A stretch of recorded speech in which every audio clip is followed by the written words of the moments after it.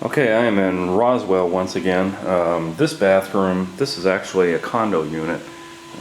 They used to be apartments and they have changed them out to condos. So if you could imagine doing a master bath, well, for all intents and purposes, it's a master bath in a condo. But what we're trying to do here, what the customer wants is more room out of her bathroom. And this is a very confined, tight space. You have about a 40-inch vanity here. And then all you have in here is a toilet and tub. And so originally what she called me for, because obviously a lot of people are doing it, is to convert that tub to a shower. However, she doesn't like the vanity, so she's going to get rid of that. And she had a little bit of a vision to actually take out this wall. And taking out this wall and opening it up a lot. And so, you know, up to the ceiling here and around the corner. And even on the outside of this part here that goes to the closet in the bedroom. What that allows me to do, rather, is actually make that tub to shower conversion larger, see? By simply taking out this wall, which divides the two areas, getting a smaller vanity, typically 18, 24-inch vanity, I believe is what she's going to get. That's going to give me about 2.5, 3 foot of extra room, which means that eventually I can move this toilet over about 2 feet, which means I'll get about 2 feet more before I hit my curb. So I anticipate taking the shower probably out to about here. We were going to go along this wall here and use this wall as a guidepost, you know, to build the shower, but that would be an extremely large shower. That would be 3, 4, 5, that would be about 5 foot deep by about 5 foot in lengthwise, and that may be pushing it a little bit, but you know, we'll see how it goes. There is a unit downstairs from here, and so I'm not sure of the building makeup right now, but I'm going to go out on a limb and say this is cast iron pipe, so I may be precluded from moving that toilet at all. And if I do get it moved, I may be precluded from moving it the distance that I wanted to, but we'll see how it goes.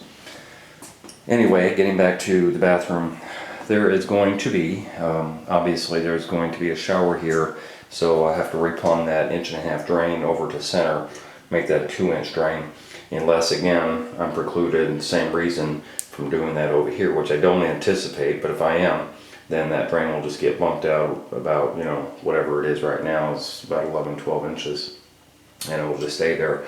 I'm going to take the tile up to the ceiling, as I always do.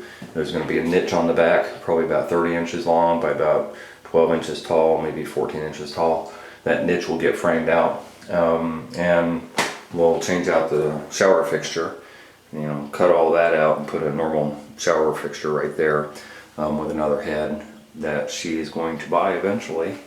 And that's about it. There's going to be a transition strip rather than having bullnose. There's always, you know, 8 foot going up to the ceiling on both sides, so that's 16 lineal feet of bullnose that somebody would have to buy, which can add up in cost when they're $4 or $5 each. So what we're going to do is do a transition strip that I usually use on the floor over here, and we're going to do that on the edge here. I've done it a few times. It works out. In addition, all this carpet's going to go away. She's going to have some type of fake wood flooring put down. So I'm going to retile. I'm going to take all this tile out and retile that in the flavor that she wanted. Wherever this wall ends up stopping, I'm not really sure right now, is where we'll stop with the tile. And then when the other flooring guy comes in to put in the fake wood flooring, that's where it'll butt up to there.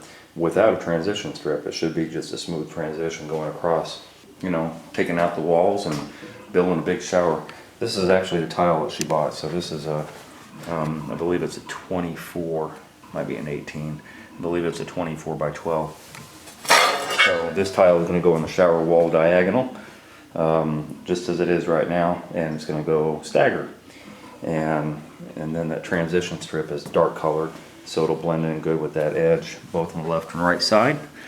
In the same family, in fact the same tile, she has this 2x2 on a mat, which will go in the shower floor. And we might put that in the back of the niche. I haven't really talked to her about that, but that might spruce it up a little bit.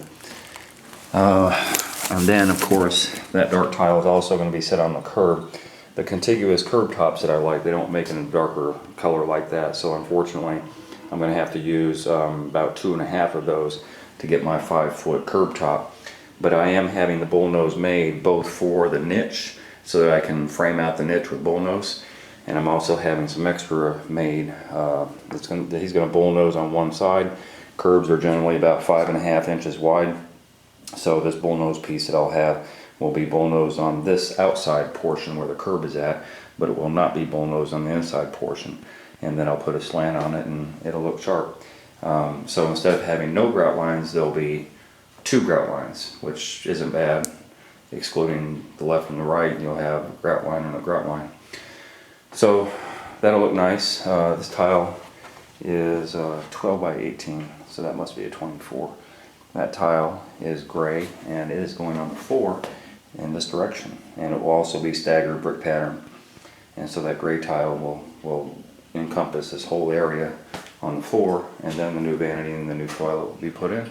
And I don't anticipate any other issues except for the floor itself. In the apartments, what they would do is put the subfloor down and put about probably 2 or 3 inches of concrete down on top of that before they put either carpet, laminate, or tile down. So I anticipate probably a pretty good buildup of mortar before I get to the subfloor, so we'll see how that goes. And we'll get started, and I will be back if there's any issues. Alright, this bathroom is done.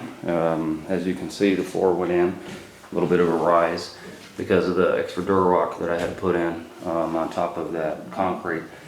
But there's going to be wood floor there that's going to match up right with the edge of the Durarock and the tile. And anyway, the wall got taken out, as you can see. Got about probably 18 inches, maybe 20 inches more room for the shower, actually.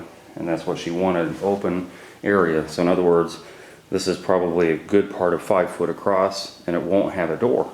If somebody decides they want French doors or something like that later, then they can do that. The painters haven't been here yet, so I'm precluded from putting the vanity in and the toilet, but they're set up and ready to go. Obviously, this got moved over from about there to that direction. That didn't get moved at all because the 6 inches that it used to be on this side of the toilet, once the toilet flange got moved over the foot or so, now makes it exactly the same distance on the right side.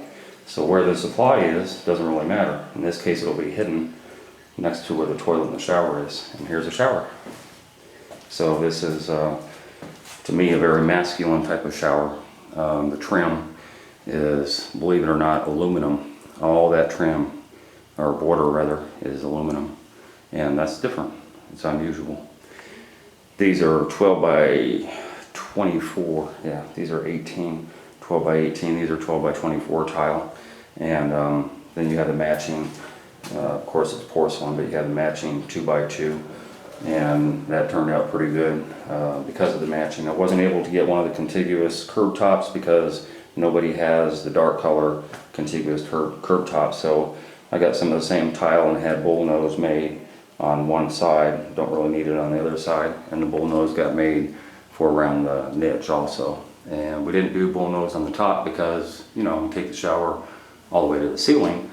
And instead of spending the excess on bullnose, the customer went ahead and bought a couple of these transition strips, which I've done probably half a dozen times.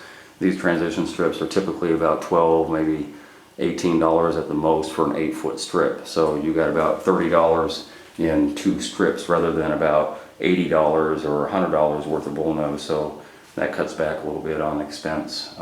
So we got a new shower valve in and new shower head. And that's it. I'm out of here and on to the next job.